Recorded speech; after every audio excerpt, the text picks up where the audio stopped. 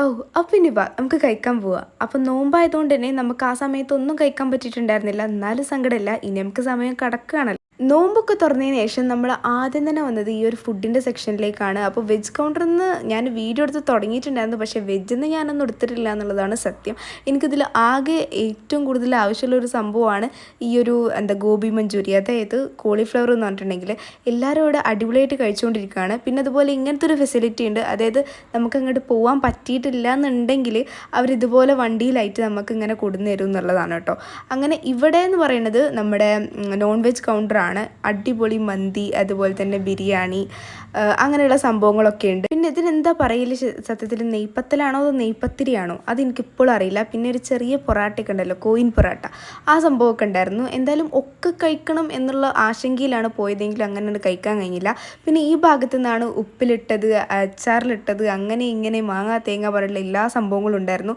അതിൽ നിന്ന് എനിക്കധികം കഴിക്കാൻ കഴിഞ്ഞില്ല. പക്ഷേ സാലഡൊക്കെ ഞാൻ 1-2 എടുത്തിട്ടുണ്ടായിരുന്നു. ആ ഒരു ഉപ്പിലിട്ട മാങ്ങയ്ക്ക് നന്നായിട്ടുണ്ട് ആയിട്ടുണ്ടായിരുന്നു കേട്ടോ. എനിക്ക് ഭയങ്കര ഇഷ്ടപ്പെട്ടു. പിന്നെ ഇവിടെ കേക്ക്, അതായത് ഡെസേർട്ടിൻ്റെ ഭാഗത്തുനിന്ന് കുറച്ച് അങ്ങനെയുള്ള മധുരങ്ങളും ഉണ്ടായിരുന്നു. അങ്ങനെ ഇവിടെ ഈ ചേച്ചിമാരൊക്കെ നല്ല ഹാപ്പി ആയിട്ട് ഇവിടെ സെർവ് ചെയ്യാൻ വേണ്ടിയിട്ട് നിൽക്കുന്നുണ്ട്.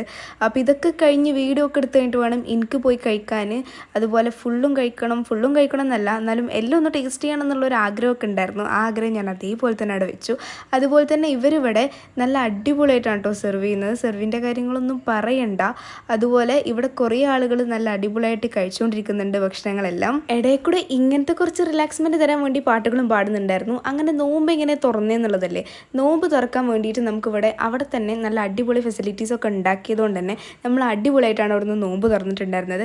അതുമാത്രമല്ല, നമുക്ക് അതിൻ്റെ ഉള്ളിൽ തന്നെ ഇതൊരു ഹിന്ദു റിസപ്ഷൻ ആണെങ്കിലും അതിൻ്റെ ഉള്ളിൽ നമ്മൾ മുത്തുക്കാക്ക് അതെല്ലാം റെഡിയാക്കി വെച്ചിട്ടുണ്ടായിരുന്നു കേട്ടോ. അങ്ങനെ അത് കഴിഞ്ഞ് നമ്മൾ ഫസ്റ്റ് തന്നെ പോയിട്ട് വീഡിയോ ഒക്കെ എടുത്തതിന് ശേഷം ഫസ്റ്റ് തന്നെ പോയി നോമ്പ് തുറന്നിട്ട് നമ്മൾ അധികം ഫ്രൂട്ട്സും കാര്യങ്ങളൊന്നും കഴിച്ചില്ല.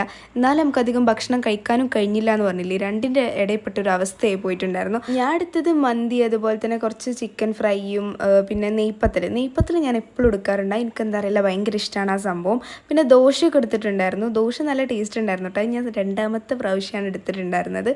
അങ്ങനെ അത് കഴിഞ്ഞ് ഇതാണ് ഇവിടുത്തെ നൈറ്റ് വ്യൂ എന്ന് പറഞ്ഞിട്ടുണ്ടെങ്കിൽ ഈ ഓഡിറ്റോറിയം മുഴുവനും അടിപൊളി ആയിട്ടുണ്ടായിരുന്നു. അങ്ങനെ അത് കഴിഞ്ഞ് പിന്നെ നമ്മൾ അത് കഴിഞ്ഞതിന് ശേഷം തന്നെ നമ്മൾ കുറച്ച് മധുരം കഴിച്ചിട്ടുണ്ടായിരുന്നു. മധുരം എന്ന് പറയുമ്പോൾ ഈ ഒരു സംഭവം ഉണ്ടല്ലോ, ഇതിൻ്റെ പേര് എനിക്കറിയില്ല, മൈസൂർ പാക്കിൻ്റെ ഒക്കെ പോലെയാണ്. എനിക്ക് എന്തായാലും അത് ഇഷ്ടമാണ് കേട്ടോ, അതിൻ്റെ ഒരു ടേസ്റ്റ് എന്ന് പറഞ്ഞിട്ടുണ്ടെങ്കിൽ.